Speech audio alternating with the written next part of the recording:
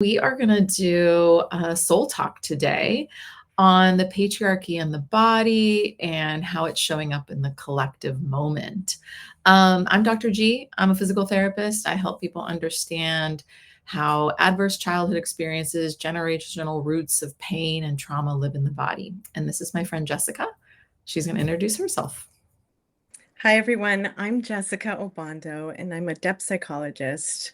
I also work as a mental health practitioner, helping people to dive into the deeper wells of their behavior, dynamics, generational trauma, lineage, ancestry.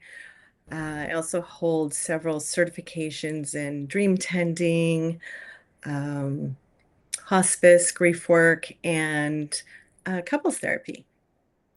Yay.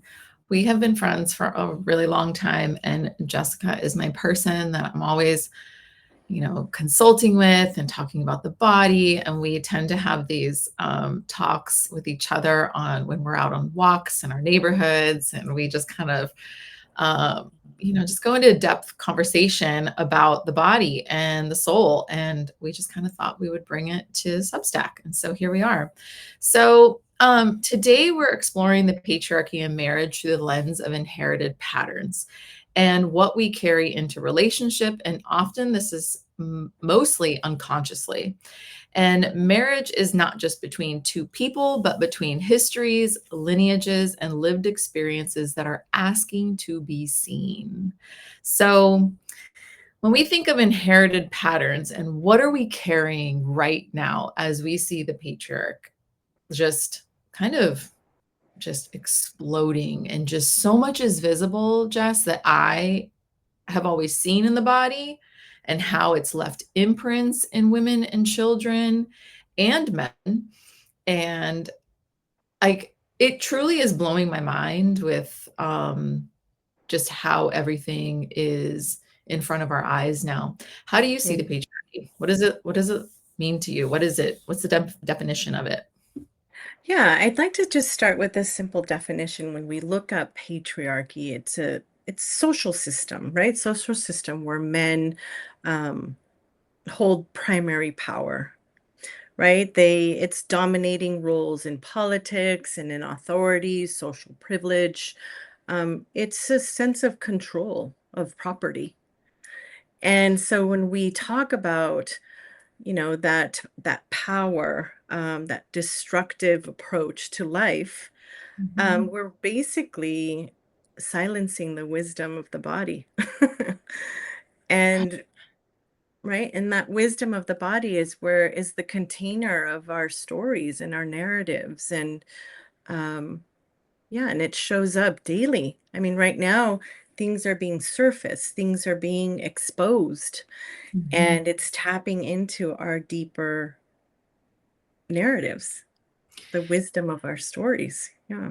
Yeah, in this work, I was obviously taught in the Western medical world of PT and just how to look at pain patterns and stuff, but so much has come from my intuition and just what I Mm. feel people have gone through and what they're experiencing right now and what they tell me subjectively. And I have definitely danced with that for many years and just Mhm.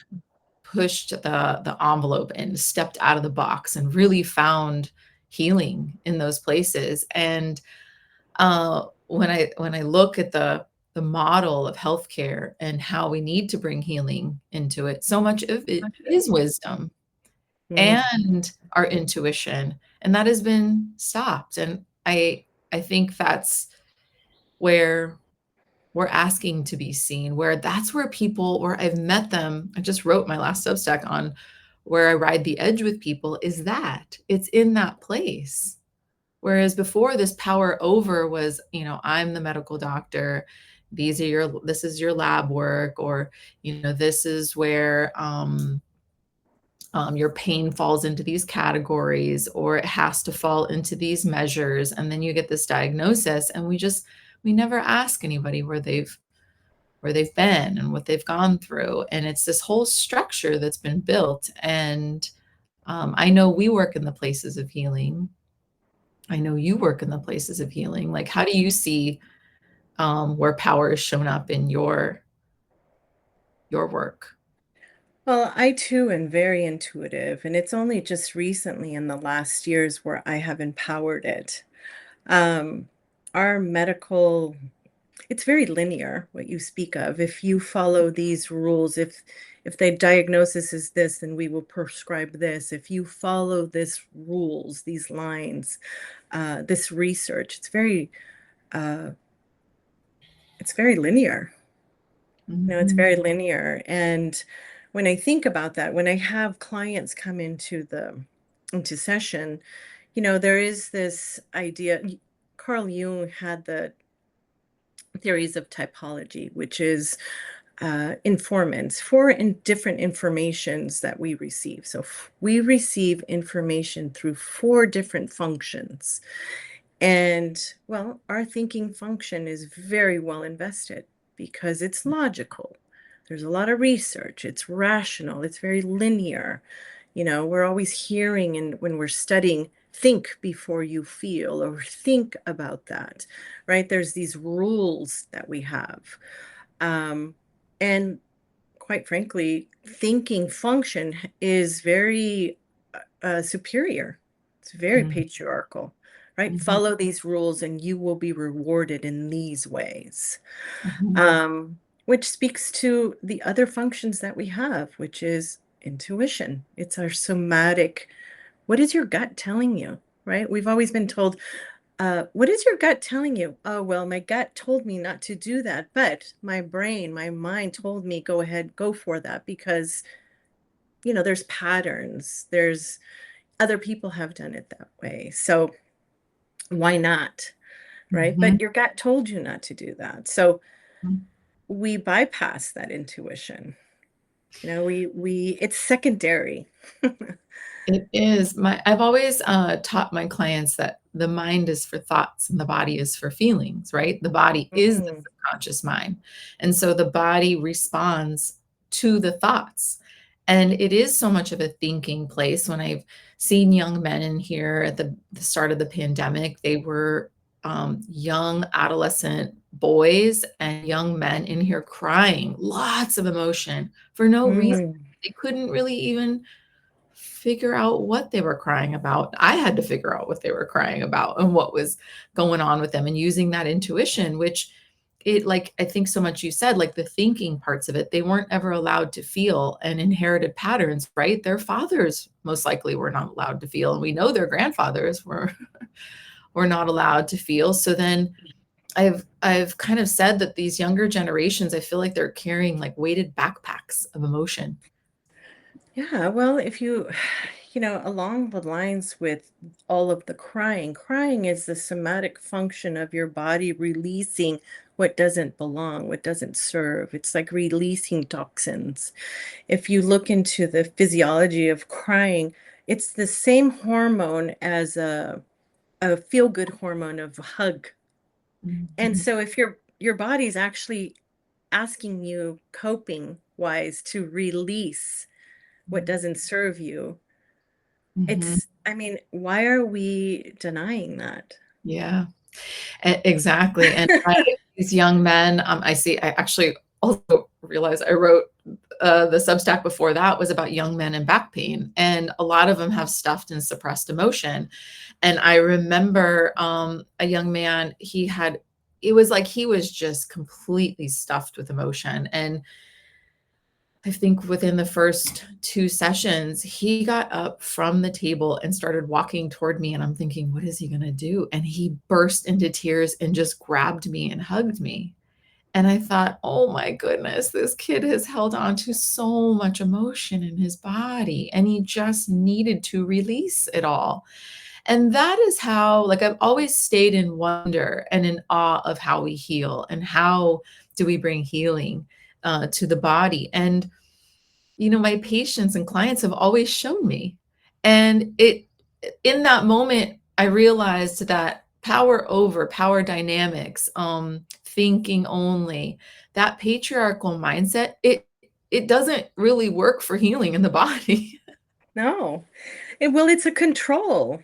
it's a control of I win, you lose, right? It's this control of power and silencing.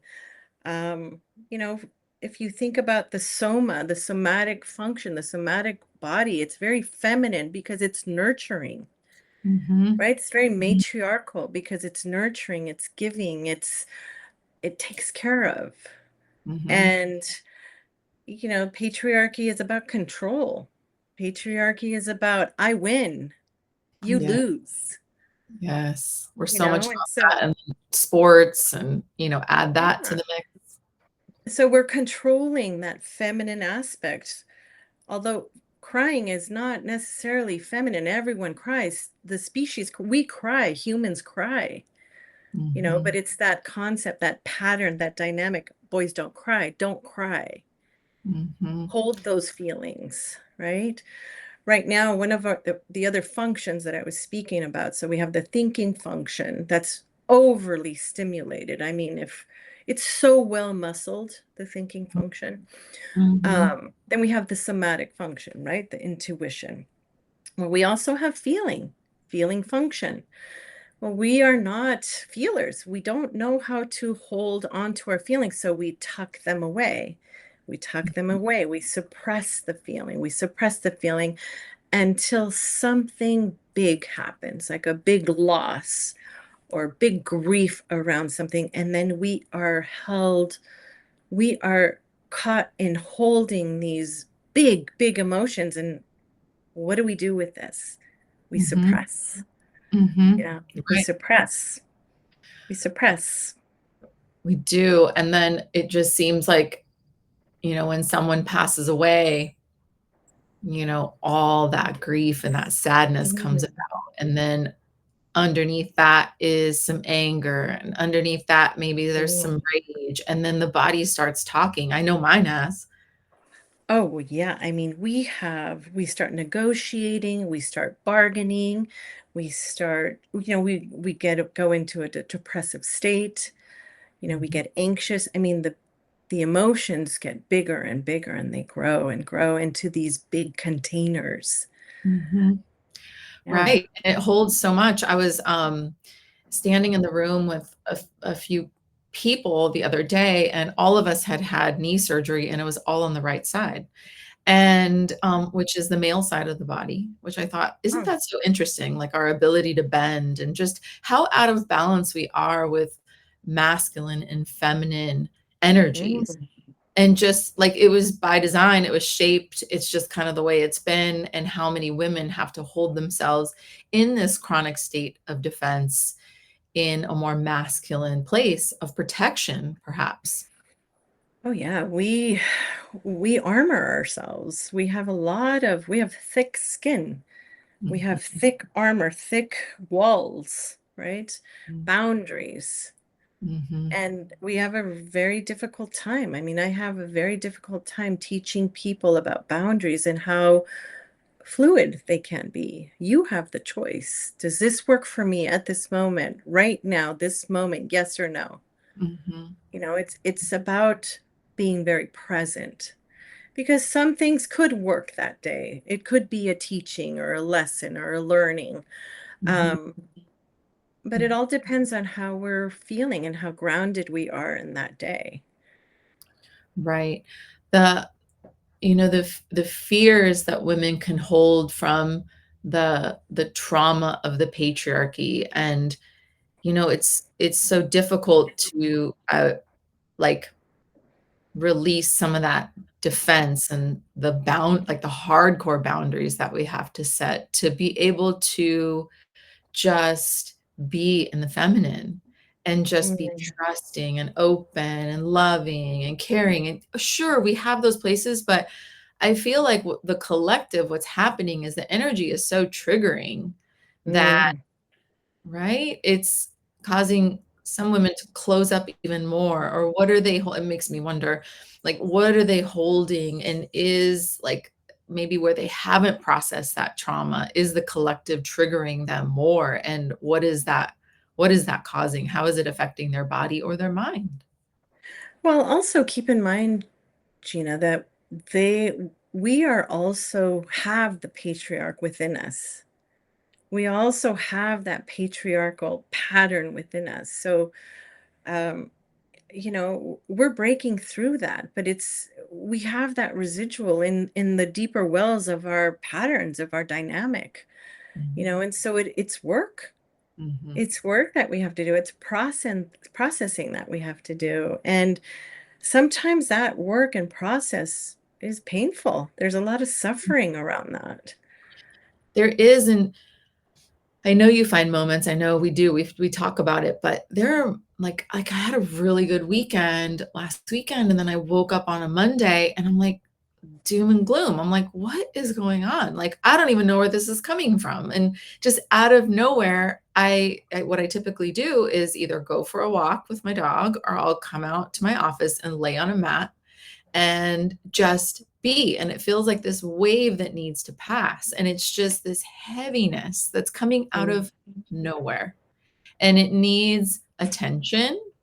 It needs some softness. It mm. needs just to slow down and be a little bit more conscious with my day that I don't have a lot of chaos going on.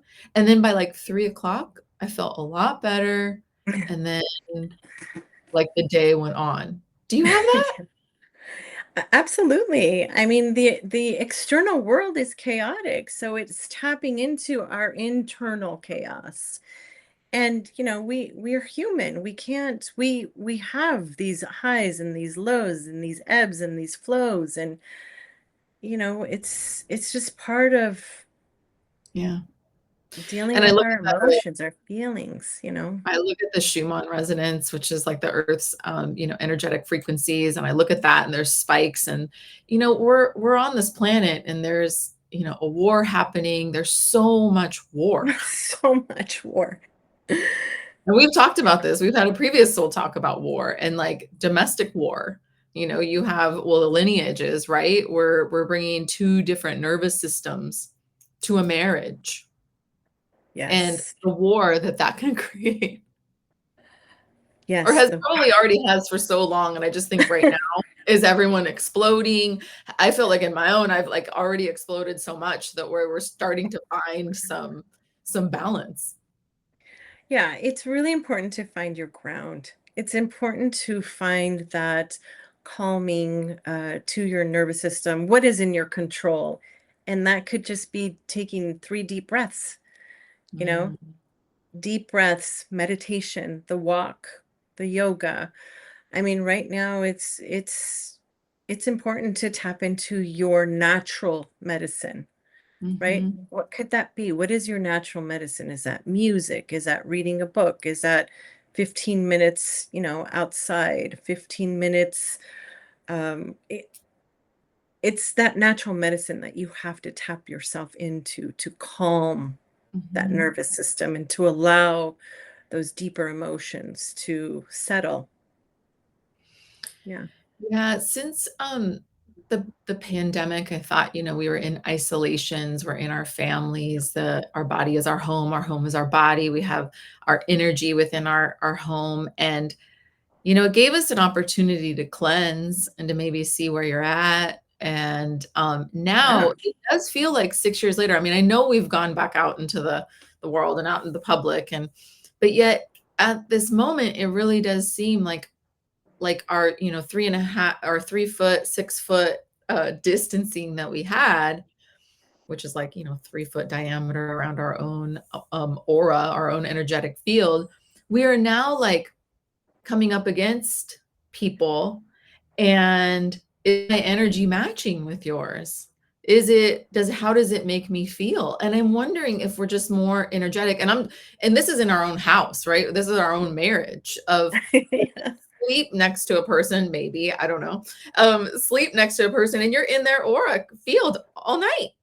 And I always joke around and say, like, who told us we were supposed to do this? Like, what if processing their emotion and someone is, and then and when we sleep, um we have lots of unconscious thoughts and dreams, and I mean, bringing this in, and we sleep next to one another and somebody's like dreaming or having nightmares or something like that, and that energy is absolutely like triggering the other person, like how does that, like, Well, we have these unconscious vows. We have these unconscious vows. It's, yeah, we carry these unconscious vows. mhm, And even when there is separation, someone sleeping in the other room, those mhm. vows still exist.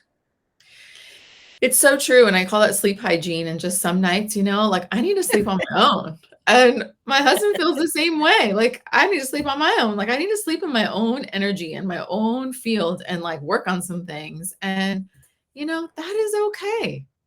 It's okay. You have these trust that you have these unconscious vows that hold things together. There's Yeah. these threads that have come together, right? Um, and it's always good to have these discussions too.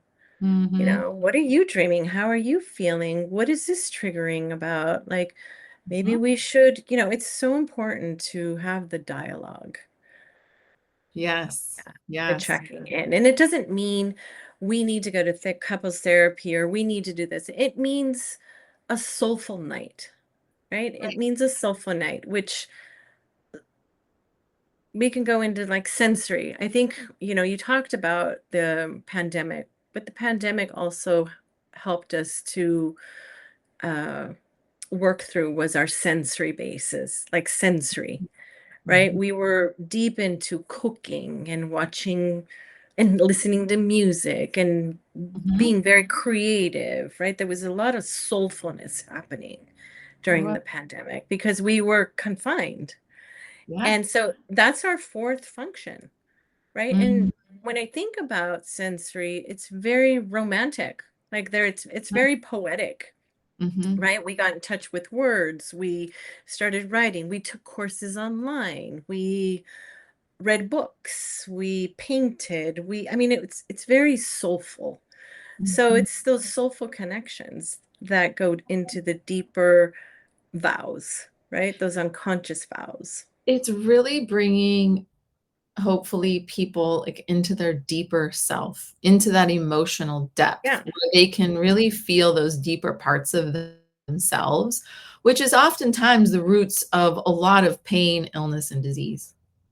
So if we can Yeah. connect with those deeper parts and feel more, connected with others and have these honest conversations, truthful conversations with our partners, oftentimes that just helps prevent future diagnoses Yeah. And chaos. and chaos. And the And chaos. chaos.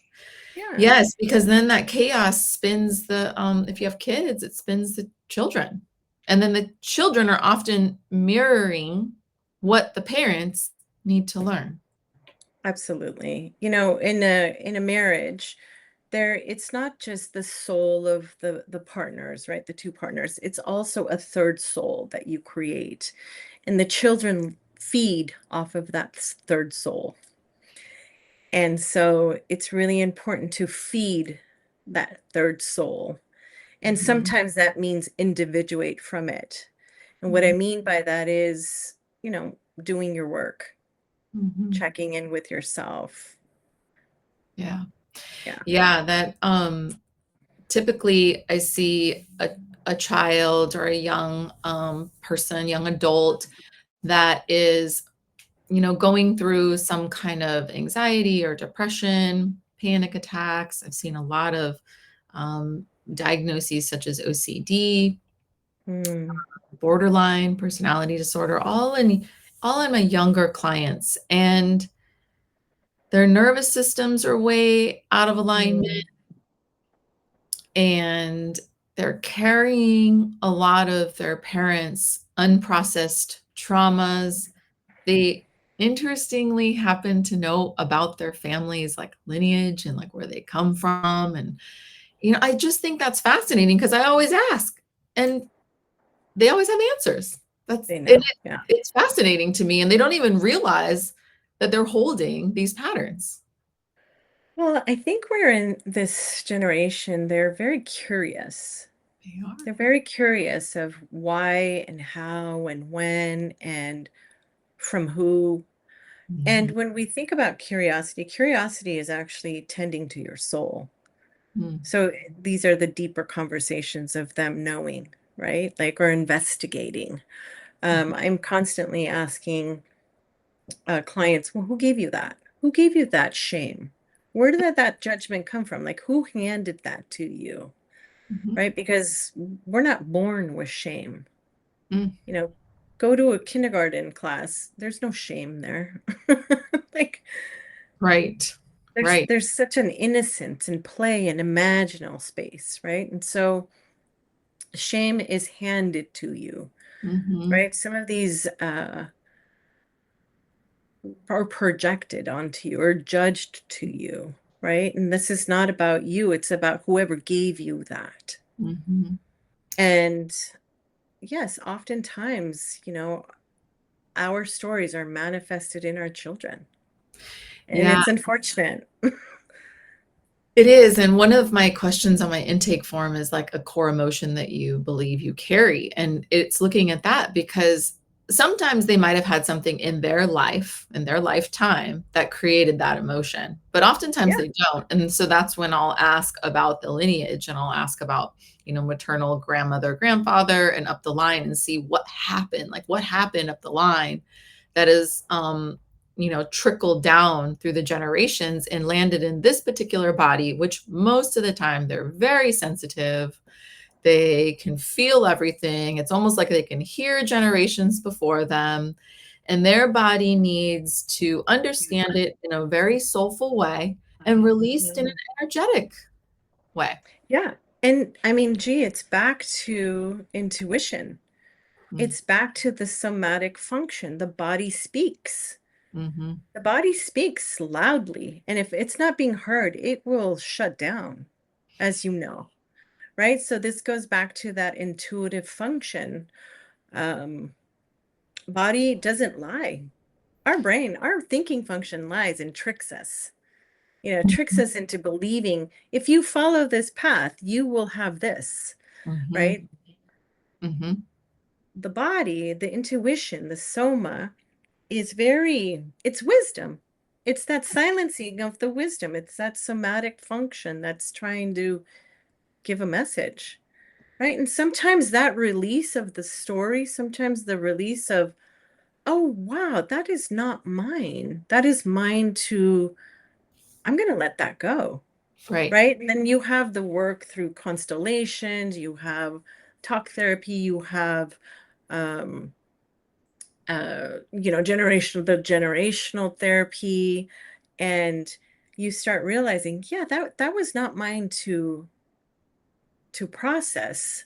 I No. always tell my clients when they have this aha moment, yes, we pay our parents forward through Mhm. our dreams, through the pains, through the sufferings, but we don't have to hold on to the pains and the sufferings and even their dreams, you It's so know. true. I'll have moments in my sessions throughout the years where I'll, ask my client to send that back, even if it's in spirit, even if Yeah. that they are not here anymore, because I do believe we still do our work, even when we're not in the flesh. And sometimes it's easier. I've always said, I think it's easier sometimes for people to do their spiritual work when they're not in the flesh and they're still doing it and they do it with us. And amazing things happen.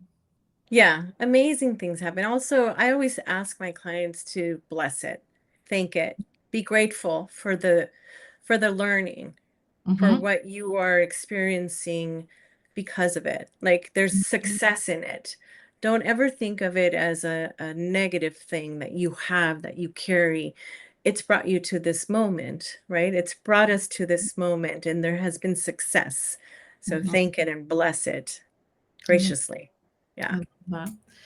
And in like elevating and processing these generational patterns, like the very distinctive roles of men and women, like men as being the providers and women Mm, as being the caretakers and like carrying that emotional labor.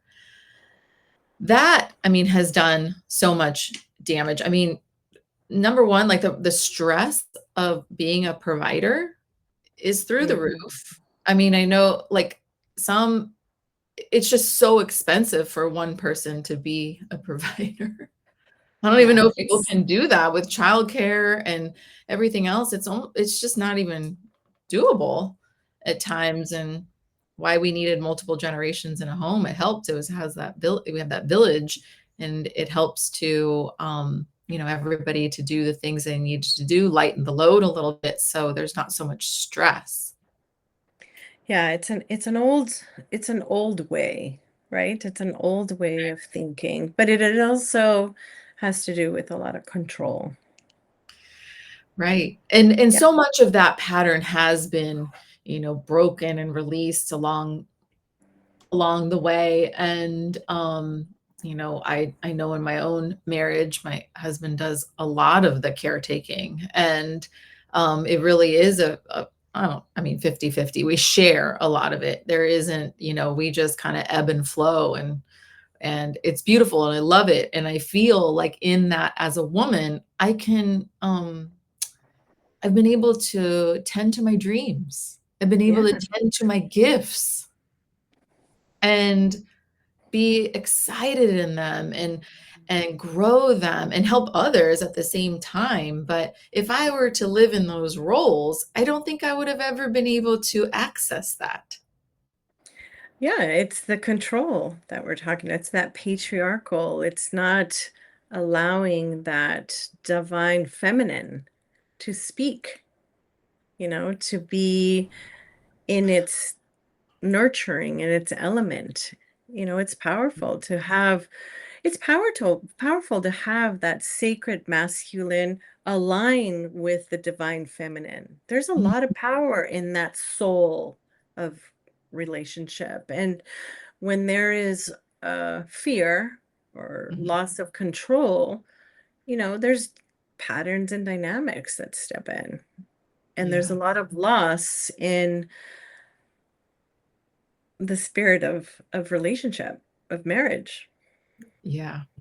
And that is just where the body speaks. And I've learned with energy medicine that the symptoms are really the guide. It's the messages that the soul is really trying to speak through the body. And so in learning that language, I go backwards and then I'll ask questions now, just have done this for so long. I'm like, is this going on? Is this going on? Is this going on? And they're like, yeah, like, how did you even know that?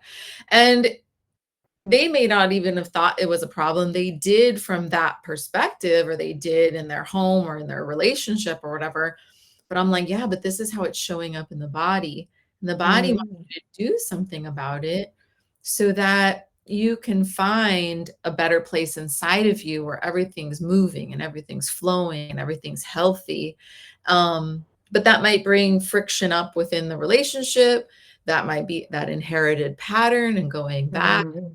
But in healing, it heals so much of that inner control of what you're Yeah. talking. I mean, it's also the legacy of the narrative, the legacy of the story. I grew up this way, therefore it's okay for me to uh not be free of those confinements, Mhm. right? It's okay. My parents survived. My parents had a love story, so I will do everything in my power to have that. I deserve that, Yeah. right? So it doesn't mean break free. It means just be with. That's Yeah. familiarity. It's very difficult to step away from familiarity, even in pain and agony, Mhm. Mhm. right? Oh, my body hurts. It's hurt like this for a long time. Mhm. And I just deal with it. Totally. I love this thing that you brought this question that you brought to my attention about, are we responding to our partner or is something older in us? Mm, And I love that because in that response is the body, it's that response is going to be how much stress we're holding, how much maybe we haven't processed. And again, is it within our lifetime? Is it a pattern that traces back to our mother, to our grandmother, and back in throughout the patriarchy, and looking? at these places where it's really tough to be honest and look at our lives, and perhaps it's going to really disrupt our marriage and disrupt um, the household. And is Yeah. it safe? Is it even safe to do so? Yeah. I'll share a story. When I went through my divorce, I did a lot of constellation work. And what constellation work is, looking at the lineage, looking at your generation. So I created this spreadsheet where I had, of course, my parents, both my parents, and then both set of grandparents.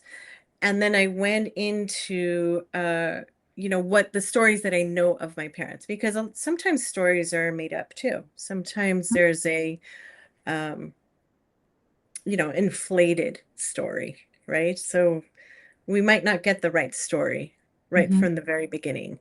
So I started doing some investigation, and then I called the aunties and I called all the cousins, and I just started investigating, like, just what stories spoke to me, and what personalities and what dynamics showed up. And in my research, I found that my grandmother back in the 20s had divorced her husband. And I thought, I never knew that story, right? pretty What unusual woman at that time, I would think. in the 20s in Peru, like in the jungle of Peru, like who, yeah, nobody wants to hear that story, right? So here I was in my 40s, early 40s, listening to the story, and I had to ask, and in the asking, why are you digging this up? Why are you looking for this? Mhm, What is this doing for you? But what it did for me, it connected me to my grandmother's strength. It mhm, connected me to an isolation that I had felt because I thought nobody in my family is divorced, right? So here I was hearing this freedom, this woman in her, you know, early 1920s getting divorced, and I thought, that is the lineage. That is the power that I am going to speak of. That's the lineage, the legacy that I want to bring mhm, forward. If I'm going to be able to choose on all the dynamics and all the different behavior patterns that I bring from a generation, mhm. that's the one that I want. I And love that has helped, that has carried me forward, and it has carried me in ways that are profound, you Yeah, know.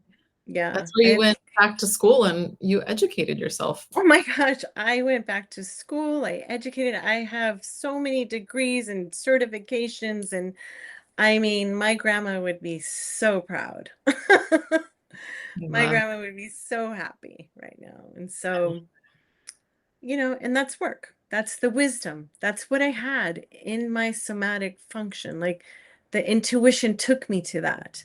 And Yeah, that's why now my intuition is my superior function. And yeah, I have a lot of respect and reverence for my thinking function, because it's been a journey, mhm, in studying and practicing and logic and rational. And yes, I have a lot of reference for it, mhm. but my intuition is the way that I drive. I love that. Thanks for Yeah, sharing. yeah, It makes me think about, my maternal grandmother, and in my maternal lineage, the pain body is so huge. They lived in pain. And here yes. I am, a physical therapist that's, works with pain. This is what I do. And the one thing I do not like is pain. Yeah. The minute I feel pain, I'm like, okay, how can I stretch this? How can I move this? What is going on deeper? Get me out of this pain. I do not like it. I do not like it at all. And through this perimenopause journey, all of a sudden I wake up and I have this intense shoulder pain, which is most likely like a frozen shoulder, and Mm. had to move through it. And it was the most intense pain I'd ever felt. And I am like, what is this? And I went to yoga even with the pain. And I was like, I'm just going to do what I can.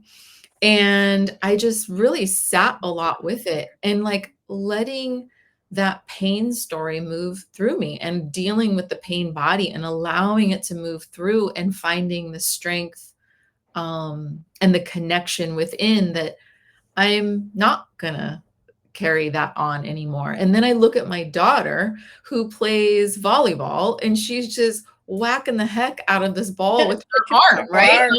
What? Like, here we go. This is how we do it. And it does make me wonder. And I love the word wonder and curiosity. Will my daughter, will the future generations, with us going through this whole perimenopause journey and menopause, right? Which patriarchy, the whole thing, Yeah. us talking about it, moving through it, feeling like we, we could take hormone replacement therapy. There's so many options for us to now talk about it and look at it.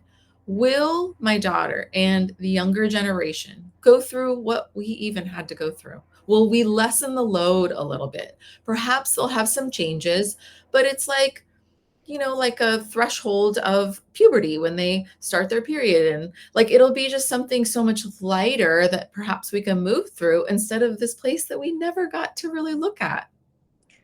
Well, there'll definitely be memory.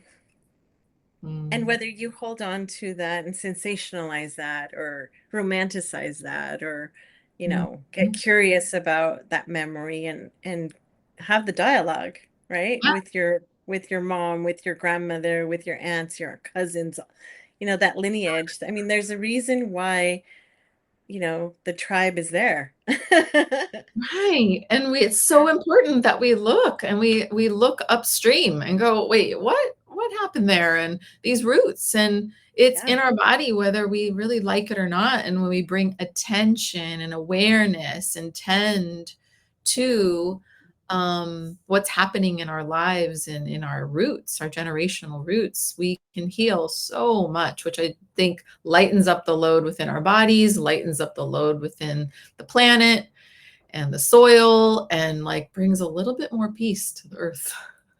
Yeah. Well, it certainly does soften things. It certainly does give ease to things and keeps us in the present moment, Yeah.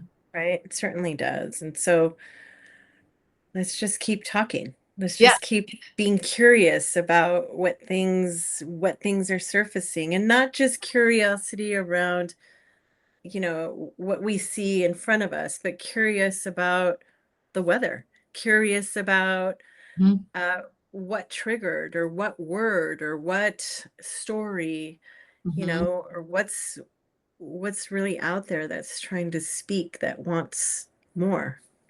And sometimes we don't have that answer right away, but if we just like stay with it, like With it. all of a sudden, like that voice comes through and it's like, oh, that's what it is. And Yeah. we go with it and it resolves. And it's a beautiful And the thing. body will help. The body is there to help us find that inner wisdom.